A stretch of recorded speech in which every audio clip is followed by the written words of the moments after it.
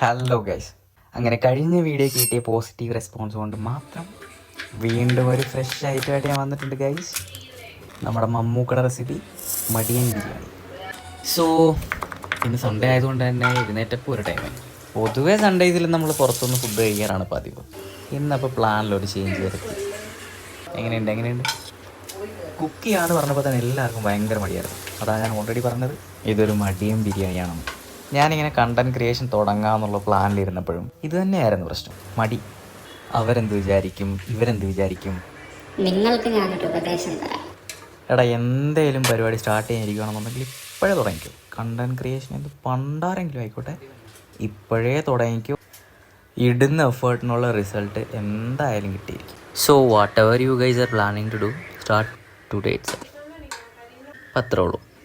നമ്മുടെ മടിയൻ biryani almost ready ആയിട്ടുണ്ട് ഗൈസ്. അപ്പോൾ ഇങ്ങനെ നമുക്ക് കഴിച്ചാലോ? Thanks for watching. See you in the next video.